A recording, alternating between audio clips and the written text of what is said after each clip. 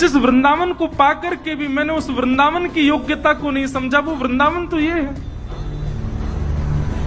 नीचे आचार्य का आधा मुख और पीछे ठाकुर जी का संपूर्ण अंग, इन दोनों का एक साथ दर्शन नरवाहन को हुआ। और केवल दर्शन मात्र से हाथ कांपने लगे, पैर कांपने लगे, स्थिति ऐसी हो गई रुक ही नहीं पा रहा था वहां, दौड़ा नीचे।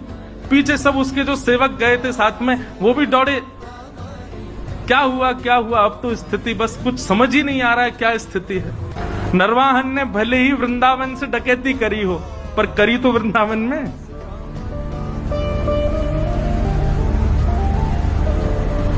अब तो नरवाहन की स्थिति ये हो गई, तलवार वलवार तो सब दूर फेंक दी। विशाल स्वरूप था उसका, स्वरूप का वर्णन करते हैं कि देखते डर जाए आदमी, इतना खतरनाक था नरवाहन। लेकिन ऐसा दीन हो गया, अभी तक वो महाप्रभु जी से चर्चा भी नहीं हुई, कुछ सुना नहीं उसने, अगले क्षण से ही उसकी स्थिति ऐसी दीन बन गया। प्राण हरिवंश, जीवन हरिवंश, नित्य हरिवंश, हरिवंश हरिवंश हरिवंश हरिवंश, बस यही गाता रहता और लता कुंजों में पड़े पड़े रुदन करता रहता, अपने आप को कोसता। ऐसी आत्मग्लानि में चला गया और केवल प्राण हरिवंश, जीवन हरिवंश, नित्य हरिवंश, बस हरिवंश हरिवंश हरिवंश, इसी भाव में ही रहता। आसपास के सब सेवक बेचारे तलवार लिए खड़े रहते, उसको देखते, देखा तो हमने भी, हम पे तो कुछ नहीं हुआ, इसको क्या हो गया। सरदार सरदार, उनको बोलो हरिवंश, गाओ हरिवंश, कहो हरिवंश, नाचो हरिवंश। बोले हरिवंश रोटी खिला जाएंगे? अरे अपना काम धंधा कैसे करना है अब? बोले सब हरिवंश, नित्य हरिवंश, बस हरिवंश हरिवंश हरिवंश, यही गाता रहता।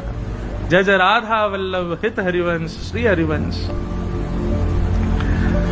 साथ के सब लोगों ने सोचा, बोले भैया ट्रेंड तो हम हो ही गए इनके संग रह के, अब इनको रहने दो, हरिवंश जी की स्मृति, हम चले अपना काम करें। उसी समय एक जैन व्यापारी आगरा से अपना कुछ सामान लेकर के बड़े जहाज में यमुना जी के रास्ते दिल्ली जा रहा था। तो नरवाहन के संग में रहने वाले सब लोगों ने योजना बनाई और